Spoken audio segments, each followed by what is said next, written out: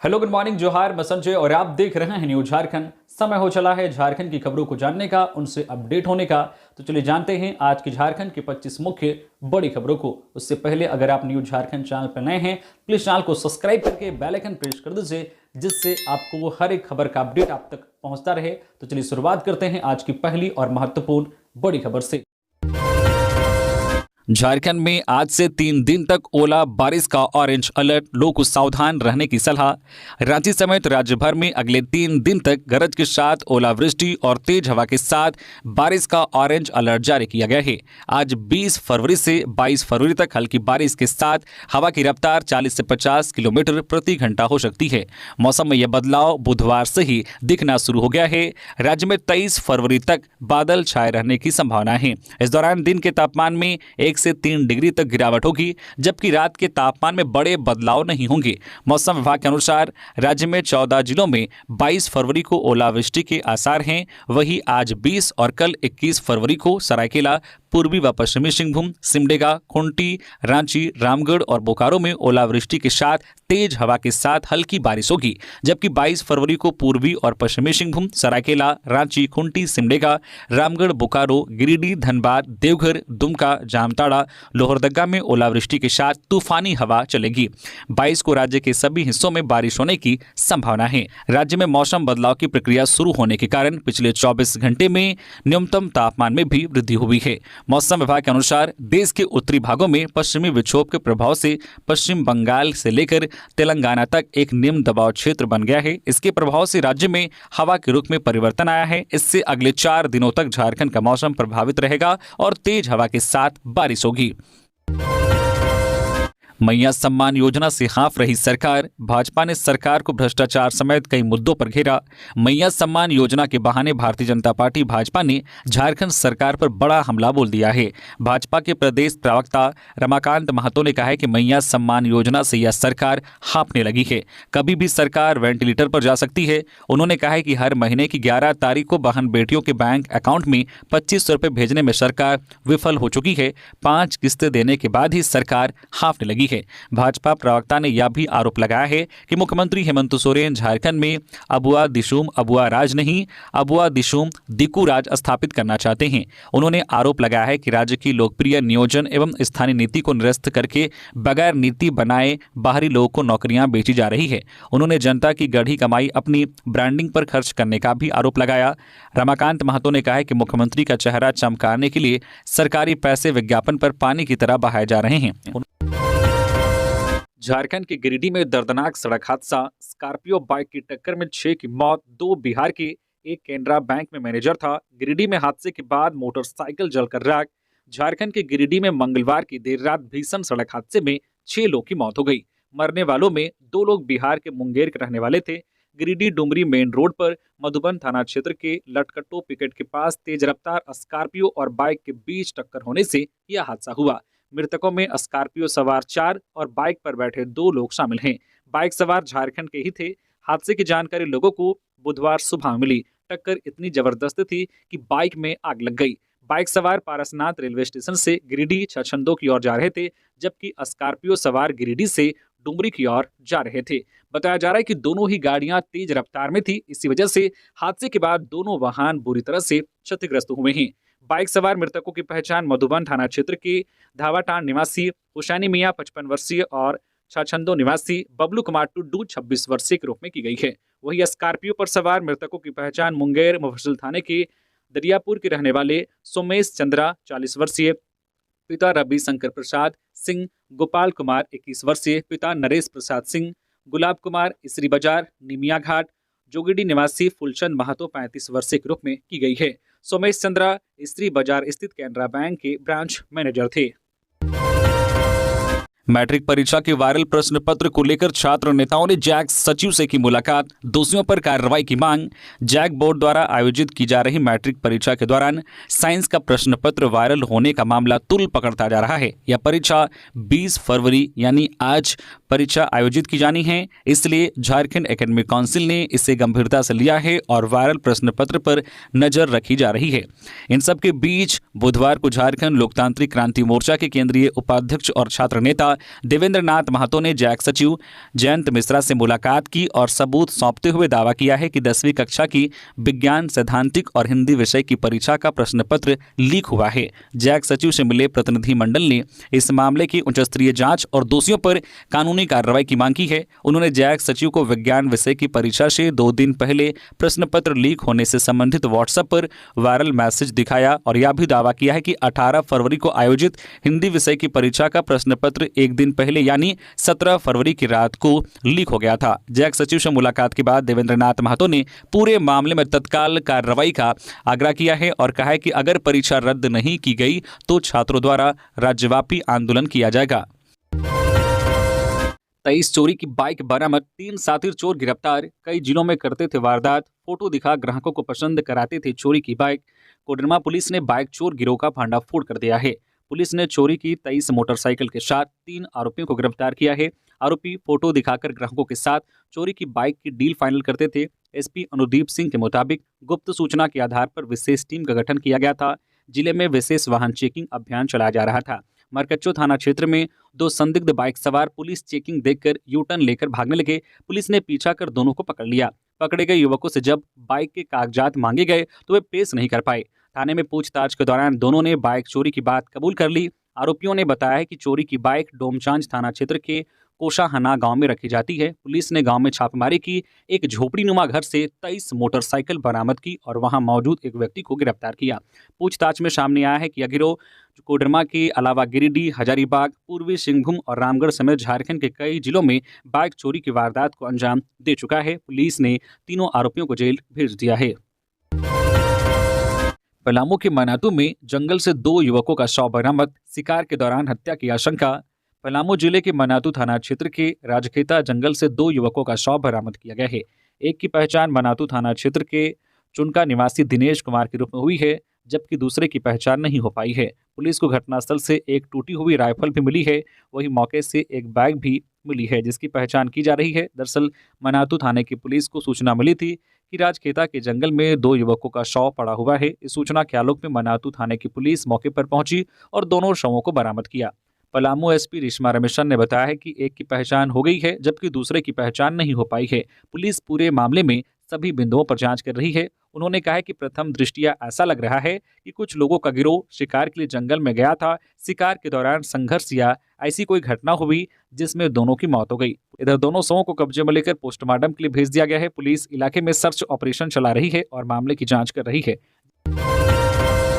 गुमला की लड़की का अपहरण कर खूंटी में किया गैंगरेप, 5 आरोपी गिरफ्तार, 1 फरार। गुमला के पालकोट प्रखंड में 15 वर्षीय लड़की का अपहरण कर सामूहिक दुष्कर्म का मामला प्रकाश में आया है।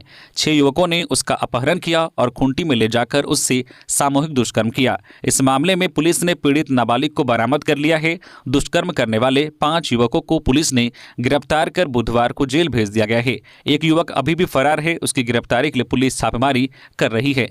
लड़की के अपहरण के बाद उसकी मां ने बेटी के लापता होने का आवेदन थाने में दिया था। शिकायत के आधार पर पुलिस ने जांच शुरू की। पुलिस ने खूंटी से लड़की को बरामद कर लिया है। अपहरण और सामूहिक दुष्कर्म मामले के 5 आरोपियों को पुलिस ने गिरफ्तार कर लिया है। जिन लोगों को गिरफ्तार किया गया है उनमें पालकोट हनुमान मंदिर निवासी जगन्नाथ नायक उर्फ जग्गू 22 वर्षीय, गांधीनगर पालकोट निवासी दीपांशु राज सोनी उर्फ गोलू 19 वर्षीय, तेली टोली पालकोट निवासी आकाश साहू 19 वर्षीय, अंबा पखना रनिया निवासी संजू कुमार 19 वर्षीय और रनिया खूंटी निवासी किशोर साहू 25 वर्षीय शामिल हैं। मां को घर में कैद कर बेटा गया महाकुंभ, 4 दिनों बाद वृद्धा को पड़ोसियों ने घर से बाहर निकाला, अस्पताल में कराई गई भर्ती। झारखंड के रामगढ़ जिले में एक बेटा अपनी बीमार विधवा मां को घर में कैद कर खुद कुंभ स्नान के लिए चला गया। 4 दिनों बाद बुधवार को मामला तब सामने आया जब घर के अंदर से महिला ने दरवाजा खटखटाया। पड़ोसियों ने गेट पर लगा ताला तोड़ा, फिर बुजुर्ग को बाहर निकाला गया। महिला भूख और कमजोरी से बेहाल थी। घटना रामगढ़ थाना क्षेत्र के सिरका अरगड्डा की है।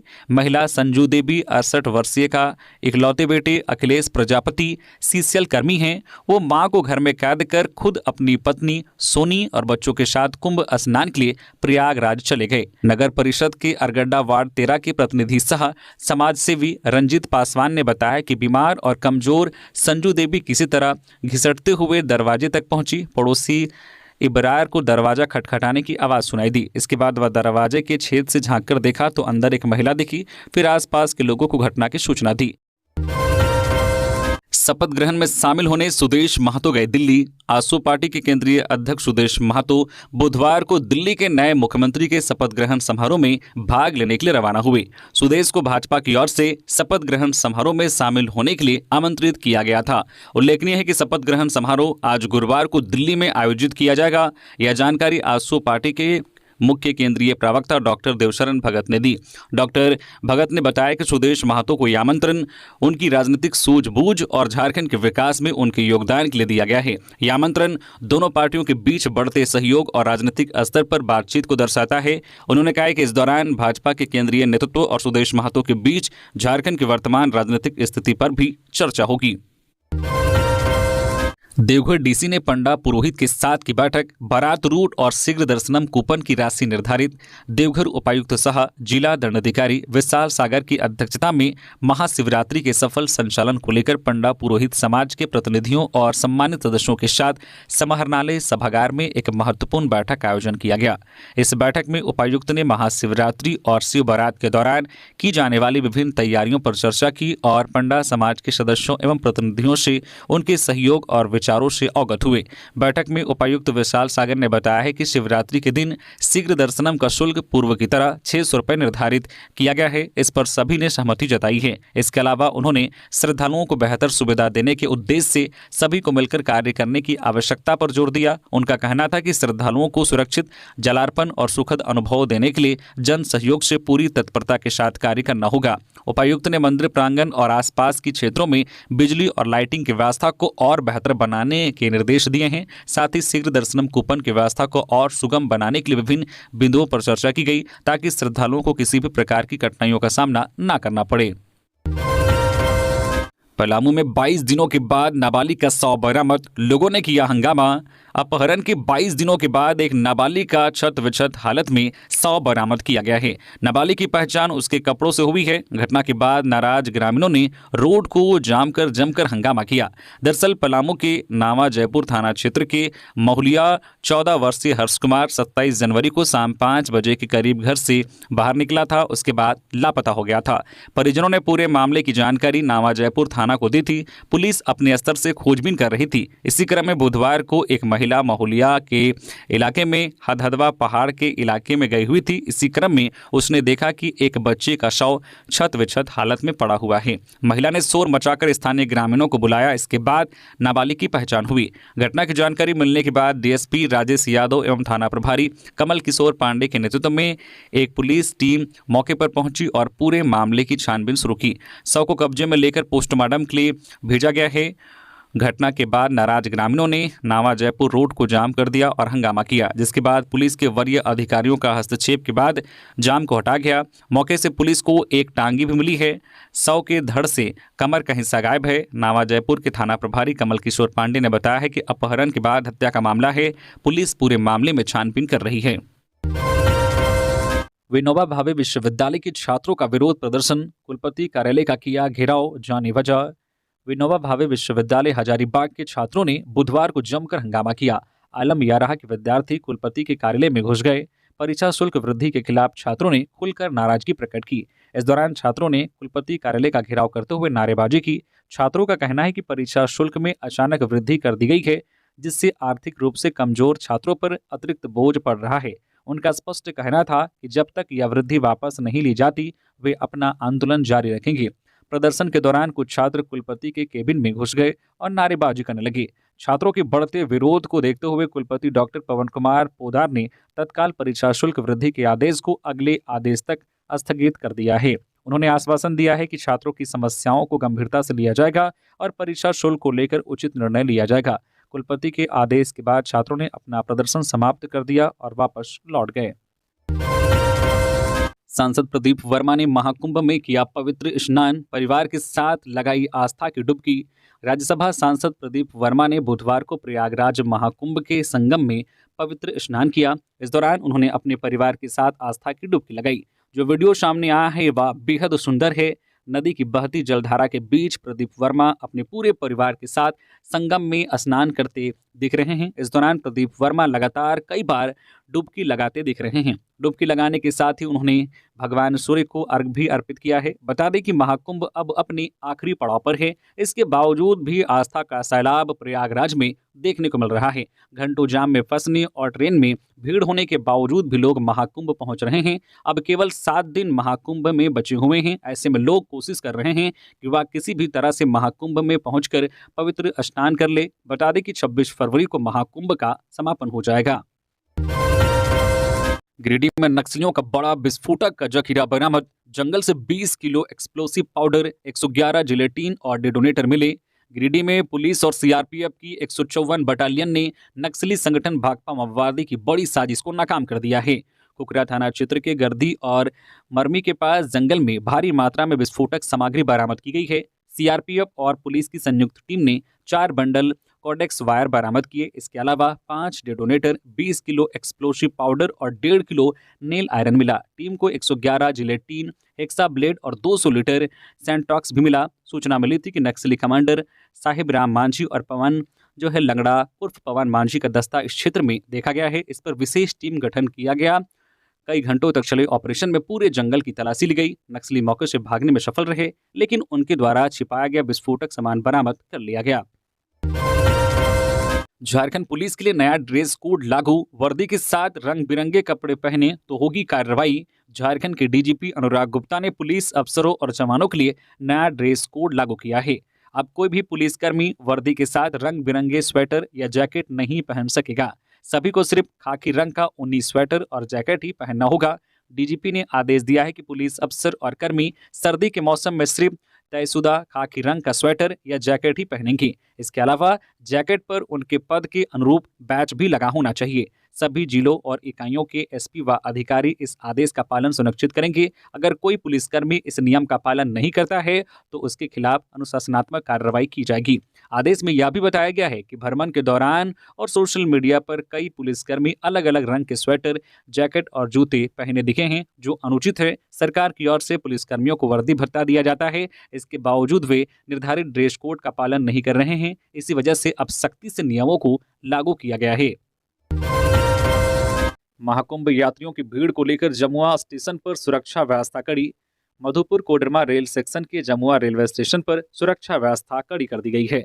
बुधवार को महाकुंभ स्नान के लिए प्रयागराज जाने वाले यात्रियों की भारी भीड़ को देखते हुए स्टेशन पर रेलवे पुलिस के अलावा जमुआ व हिरोडी थाने की पुलिस की भी तैनाती की गई है। ज्ञात हो कि पिछले सप्ताह महाकुंभ जाने के लिए स्टेशन पर पहुंचे यात्रियों की भीड़ ने गोड्डा दिल्ली ट्रेन साप्ताहिक ट्रेन पर पथराव कर दिया था। इसे देखते हुए स्टेशन पर यह व्यवस्था की गई है। जमुआ स्टेशन पर बुधवार को गोड्डा दिल्ली साप्ताहिक ट्रेन के आने से पहले पुलिस के अधिकारियों ने लाउड स्पीकर से यात्रियों को हुड़दंग नहीं करने की हिदायत दी। कहा कि जो भी ऐसा करते पकड़े जाएंगे उन पर कानूनी कार्रवाई की जाएगी। जैसे ही ट्रेन स्टेशन पर पहुंची, ट्रेन की सभी बोगियां पहले से ही खचाखच भरी थी। जमुआ स्टेशन पर कुछ ही यात्री किसी तरह ट्रेन पर चढ़ पाए, बाकी यात्रियों को घर लौटना पड़ा। साहिबगंज में पेट्रोल पंप पर वेल्डिंग का काम कर रहे युवक की करंट लगने से मौत। साहिबगंज जिले के बड़हरवा दीघी मुख्य मार्ग पर स्थित इंडियन ऑयल के पेट्रोल पंप पर बुधवार को शेड में वेल्डिंग का काम कर रहे युवक की करंट लगने से मौत हो गई। मृत युवक का नाम इमाम अंसारी है। वह बड़हरवा थाना क्षेत्र के हरिजन टोला का रहने वाला था। वह शेड के ऊपर चढ़कर वेल्डिंग कर रहा था, तभी बिजली तार के संपर्क में आ गया और मूर्छित होकर करीब 20 फीट ऊंचाई से जमीन पर गिर गया। आनंद फानन में उसे बड़हरवा सीएचसी ले जाया जा रहा था। रेल फाटक बंद होने के कारण अस्पताल पहुंचने में काफी देरी हुई। सीएचसी पहुंचने पर डॉक्टर ने उसे मृत घोषित कर दिया। घटना की जानकारी मिलते ही रांगा व बड़हरवा थाना की पुलिस ने अस्पताल पहुंचकर मामले की जानकारी ली। रांगा थाना में यूडी केस दर्ज कर पुलिस जांच में जुट गई है। बिजली के खंभे से टकराई बाइक, 2 की मौत। बाइक पर 3 युवक थे सवार। शादी समारोह से लौटने के दौरान हुआ हादसा। झारखंड के गिरिडीह जिले के बगोदर में एक दर्दनाक सड़क हादसा हुआ। बिहारो गांव के पास एक बाइक बिजली के खंभे से टकरा गई। हादसे में 2 युवकों की मौत हो गई, जबकि एक गंभीर रूप से जख्मी है। घटना मंगलवार देर रात की है। मृतकों में बिहारो गांव के 20 वर्षीय अभिषेक कुमार और 21 वर्षीय आशीष कुमार शामिल हैं। घटना की सूचना मिलते ही बगोदर थाना पुलिस मौके पर पहुंची और एसआई अंजन कुमार के नेतृत्व में पुलिस ने दोनों शवों को अपने कब्जे में लेकर बगोदर सीएचसी भेज दिया।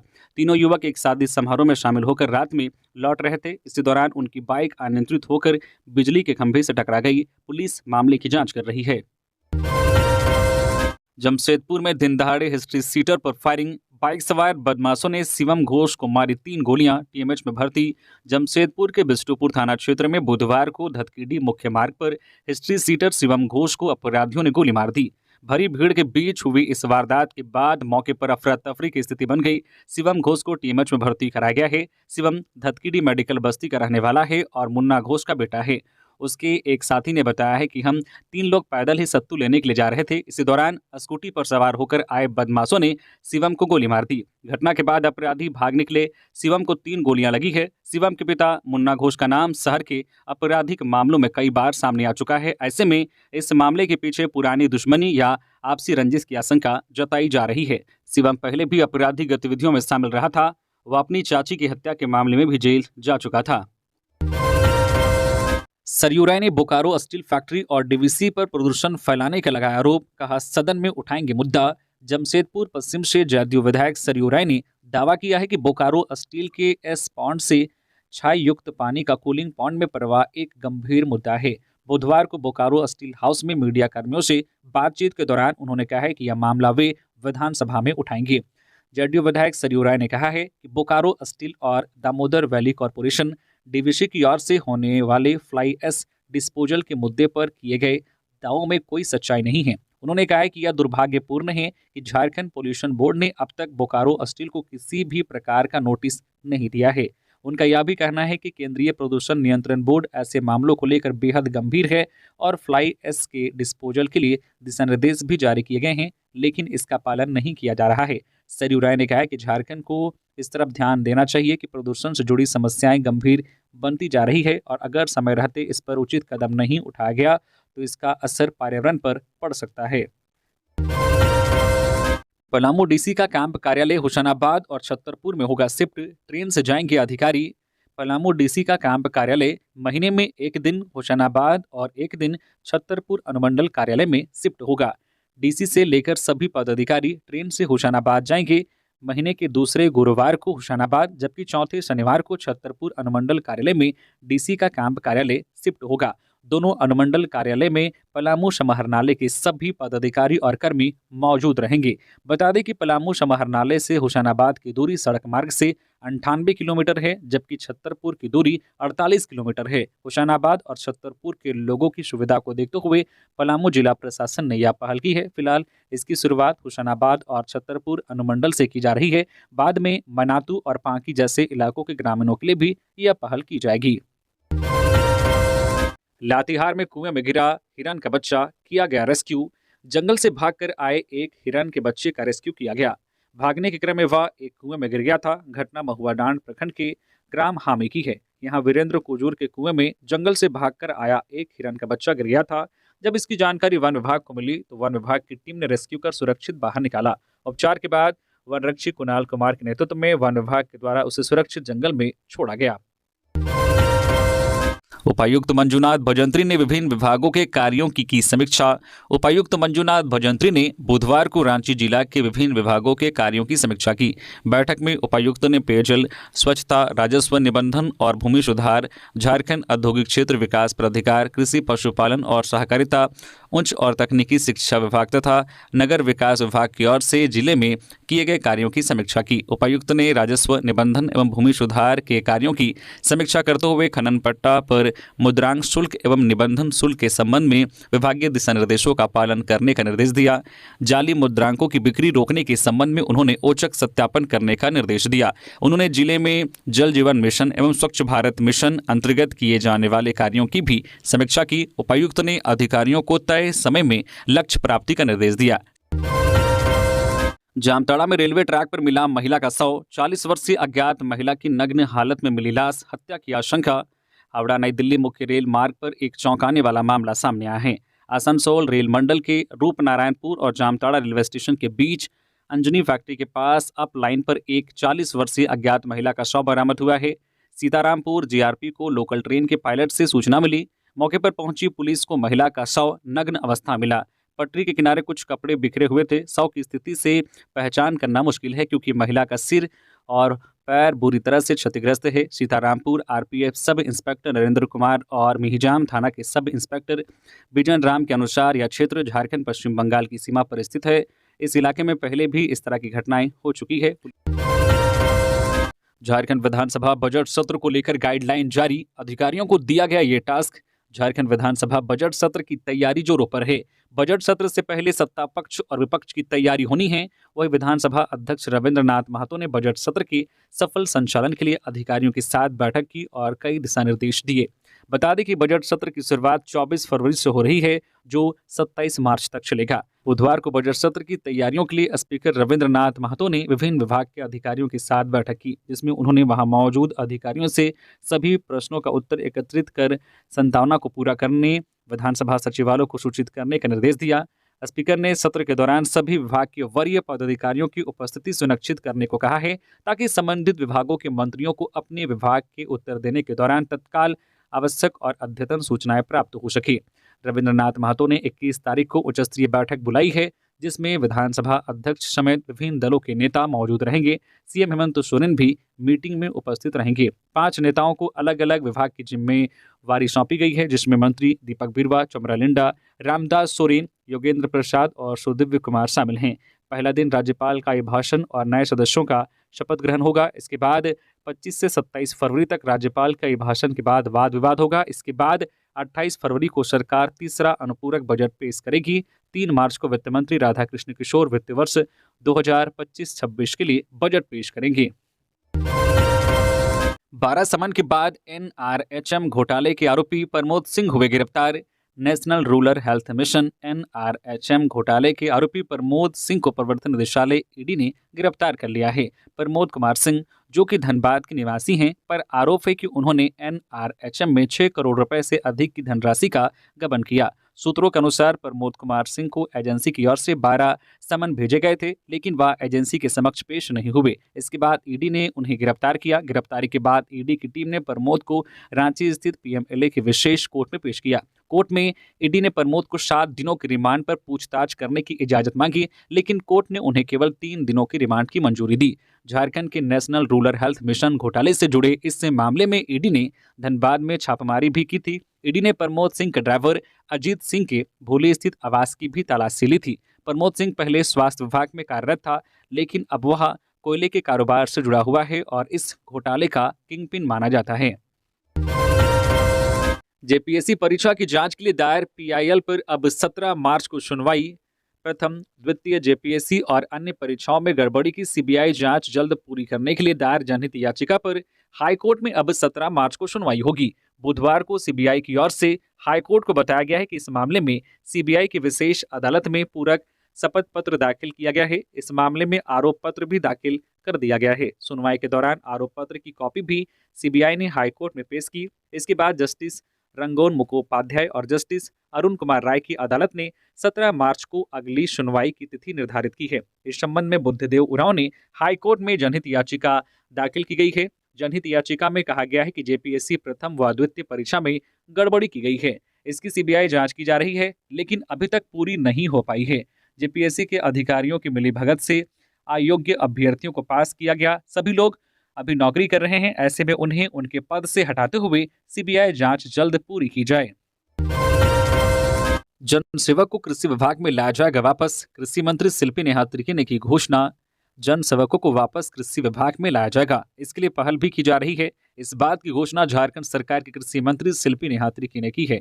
पलामू के मेदिनीनगर के शिवाजी मैदान में आयोजित प्रमंडल स्तरीय कृषि मेला में यह घोषणा की गई है। जनसेवक शुरुआत में कृषि विभाग के ही अंग थे, बाद में इन्हें कृषि विभाग से अलग कर दिया गया था।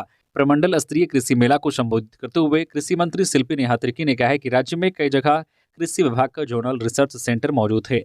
उन्होंने कहा कि दावे के साथ बोल सकती हूँ कि जोनल रिसर्च सेंटर और बिरसा एग्रीकल्चर यूनिवर्सिटी में कोई कार्य नहीं किया है, जबकि कृषि विभाग में सबसे अधिक बजट दोनों के लिए है। कृषि मंत्री ने कहा कि पलामू में 1 स्टेट 1 प्रोडक्ट के माध्यम से तिलहन का उत्पादन किया जाएगा। तिलहन के उत्पादन के लिए पलामू में कोल्ड स्टोरेज खोले जाएंगे। रामगढ़ चैम्बर ऑफ कॉमर्स में 15 सदस्यों का चुनाव, 18 मार्च को मतदान। 28 फरवरी तक नामांकन। बंशीधर गोप चुनाव समिति के अध्यक्ष रामगढ़ चैम्बर ऑफ कॉमर्स ने सत्र 2025-27 के लिए कार्यकारिणी समिति के 15 सदस्यों के चुनाव की अधिसूचना जारी कर दी है। चुनाव प्रक्रिया फरवरी से मार्च तक चलेगी। उम्मीदवार 25 से 27 फरवरी तक शाम 6 बजे से रात 8 बजे के बीच 1,000 रुपये शुल्क देकर नामांकन पत्र प्राप्त कर सकते हैं। नामांकन पत्र जमा करने की अंतिम तिथि 28 फरवरी है। 1 मार्च को नामांकन पत्रों की जांच होगी। उम्मीदवार 2 और 3 मार्च को अपना नामांकन वापस ले सकते हैं। प्रत्याशी सूची 3 मार्च को रात 8 बजे के बाद जारी की जाएगी। मतदान 18 मार्च को सुबह 10 बजे से शाम 4 बजे तक चैम्बर भवन में होगा। मतगणना के बाद रात 8 बजे परिणाम घोषित किए जाएंगे। तो ये थी झारखंड की टॉप बड़ी खबरें। इसी तरह से झारखंड की हर एक छोटी बड़ी खबर देखने के लिए प्लीज न्यूज झारखंड चैनल को सब्सक्राइब करके बेल आइकन प्रेस कर दीजिए, जिससे आपके पास झारखंड की हर एक छोटी बड़ी खबर का अपडेट आप तक पहुंचता रहे। तो अभी के लिए बस इतना ही, हमें दीजिए इजाजत, फिर मिलते हैं नेक्स्ट खबरों के साथ। धन्यवाद।